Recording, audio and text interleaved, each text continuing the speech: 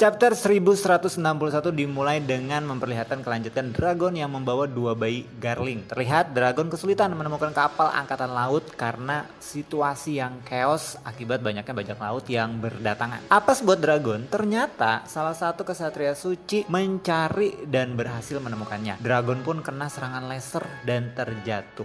Terlihat sepertinya kesatria suci yang bernama Saint Meipi ini disuruh oleh seseorang untuk mencari bayi karena takut akan dihukum Garling jika ketahuan bayinya hilang. Dragon hampir terbunuh, namun tebasan membabi buta Shirohige tak sengaja mengenai Mape yang sedang berdiri. Itu untung aja nggak kena bayinya ya. Itu kalau Dragon tuh seandainya masih berdiri juga bisa kena. Untung juga sih si Dragon kena laser habis itu terjatuh. Emang Shirohige ini asal tebas saja. Lin dan Shiki pun juga marah dibuatnya. Dragon akhirnya selamat. Saint Meipi akhirnya memutuskan untuk mundur karena merasa sudah menyelamatkan bayinya. Dan sepertinya Saint Meipi tidak menyadari bahwa bayinya sebenarnya itu kembar dan ada dua. Kita juga bisa melihat sosok menakutkan bagi bajak laut Laksamana Grab perburuan solonya. Buset dah, ini orang benar-benar solo jir. Dan yang dikejar juga bukan main-main ini bajak lautnya. Di sini juga ditampilkan panel betapa mengerikannya Grab. Bahkan serangan combo Lin aka Big Mom pun tidak mempan terhadapnya. Oda juga menampilkan panel Dragon yang memanggil Grab sebagai seorang ayah. Di sini Dragon emang benar-benar masih bocah cuy. Jadi ya wajar lah ya, doi masih levelnya masih di bawah para seniornya. Di sini kita juga dikasih tahu bahwa Dragon muda benar-benar merasa berdosa besar karena terlibat andil dalam game perburuan budak yang dilakukan Tenryubito. Makanya salah satu untuk menebus dosanya, dia mati-matian menyelamatkan Seng dan juga Samrock. Di sini juga kita bisa konfirmasi bahwa game benar-benar telah berakhir dan para Tenryubito berkumpul di tengah pulau dan mulai dievakuasi.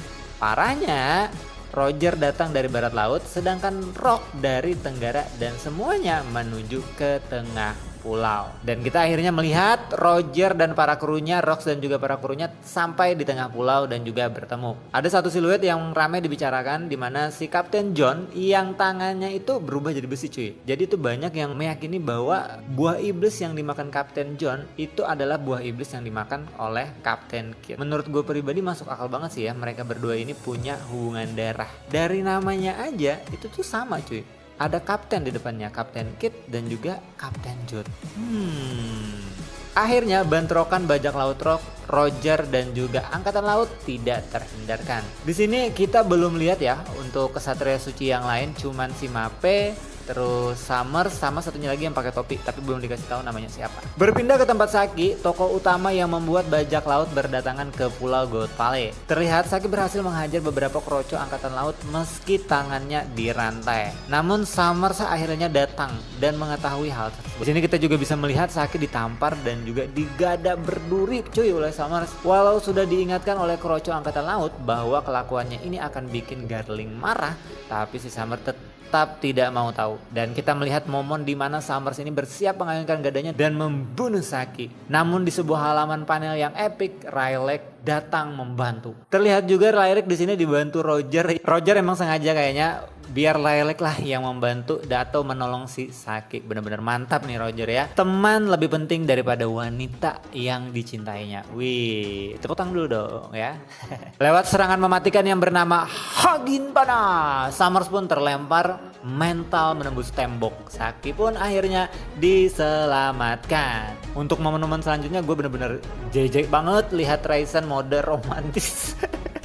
Walau momen kali ini sangat menegangkan, kita tetap bisa melihat Oda tetap memasukkan unsur komedi khasnya di One Piece ya. Sampai di sini aja chapter 1161 pun berakhir. Oh ya, hampir kelupaan. Walaupun hanya dikasih lihat sekelebat ya, Rox terlihat memisahkan diri dari kawanan bajak lautnya dan fokus mencari Eris dan Teach. Menarik banget menunggu episode selanjutnya. Kayaknya ini bakalan lebih epic dan drama sesungguhnya akan mulai tersaji. Karena minggu depan gak libur, kita tungguin lagi untuk minggu depan ya.